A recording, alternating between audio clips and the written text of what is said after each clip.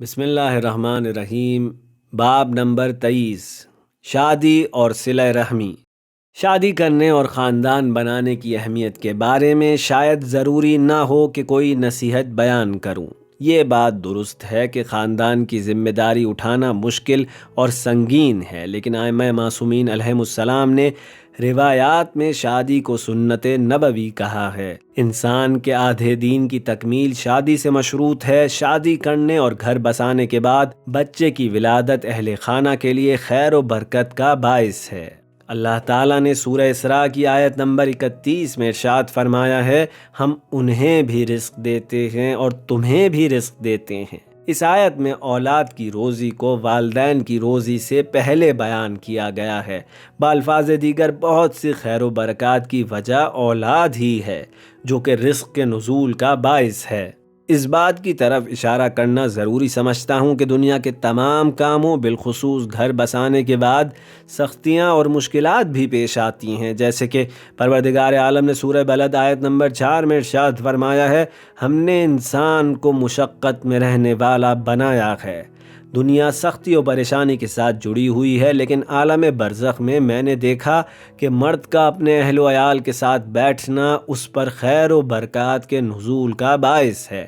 نبی کریم نے فرمایا، خداوند متعال کی نگاہ میں مرد کا اپنی زوجہ کے ساتھ بیٹھنا مسجد میں اعتکاف میں بیٹھنے سے بہتر ہے۔ بحار الانوار جلد نمبر 104 صفحہ 132۔ دوسری جانب انسان بہت سی خیر و برکت اپنی اولاد کی وجہ سے وصول کرتا ہے۔ شاید نیک اولاد سے بڑھ کر کوئی اور صدقہ جاریہ نہیں ہے۔ اسی لیے امام علی رضا علیہ السلام فرماتے ہیں، جب پروردگار اپنے بندے کی خیر چاہتا ہے تو اس کو موت نہیں دیتا یہاں تک کہ وہ اپنی اولاد کو دیکھ لے۔ وسائل الشیعہ جلد نمبر 15 صفحہ 96۔ میں نے اپنی نوجوانی میں سیکھا تھا کہ ہر کام اچھے طریقے سے انجام دوں، یا اگر صدقہ نکالوں تو اس کے ثواب میں تمام ان لوگوں کو شامل کروں جن پر میرا حق ہے۔ حضرت آدم علیہ السلام سے لے کر خاتم الانبیاء حضرت محمد مصطفیٰ صلی اللہ علیہ وآلہ وسلم اور تمام مرحومین اور اپنے والدین کو اس ثواب میں شامل کروں۔ عالم بالا میں نے دیکھا کہ میرے دادا کے ارد گرد کچھ لوگ تھے جو مسلسل میرا شکریہ ادا کر رہے تھے اور کہہ رہے تھے کہ ہم تمہارے جیسی اولاد ہونے پر فخر محسوس کرتے ہیں۔ جو خیر و برکات تم نے دنیا سے ہمیں بھیجیں وہ بہت اہم تھیں اور انہوں نے ہماری بند راہوں کو کھولا۔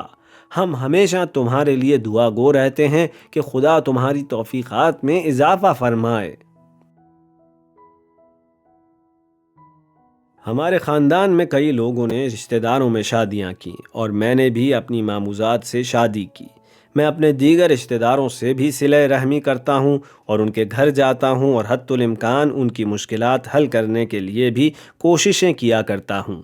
میری پھوپھی جو ایک شہید کی والدہ ہیں، وہی شہید جنہیں میں نے آپریشن تھیٹر میں اپنے سرہانے کھڑا دیکھا تھا۔ تمام رشتہ دار مجھے کہتے ہیں کہ تم وہ واحد شخص ہو جو اپنی پھوپھی کے گھر جا کر ان کا دکھ بانٹا کرتے ہو۔ میری خالہ بھی شہید کی زوجہ ہیں، لیکن ان کے بیٹے پھوپھی سے ملنے بہت کم جاتے ہیں۔ باقی رشتہ داروں کے معاملے میں بھی میرا رویہ یہی رہا ہے کہ میں کسی طرح ان کی مشکل کشائی کر دوں۔ اس عمل کی برکت میں نے اپنی زندگی میں بھی دیکھی ہے۔ رشتہ داروں کی دعائے خیر ہمیشہ مشکلات اور پریشانیوں میں راستہ کھولتی ہے۔ یہاں بھی مجھے یہی دکھایا گیا کہ وہ سانحات جو میری موت کا سبب بن سکتے تھے، میرے والدین اور رشتہ داروں کی دعاؤں کی وجہ سے ٹال دیے گئے۔ امام صادق علیہ السلام نے فرمایا، صلہ رحمی اخلاق کو اچھا، جان کو پاکیزہ اور رزق کو بڑھانے کا سبب بنتی ہے اور انسان کی موت کو تاخیر میں ڈال دیتی ہے۔ اصول کافی جلد نمبر 2 صفحہ 151۔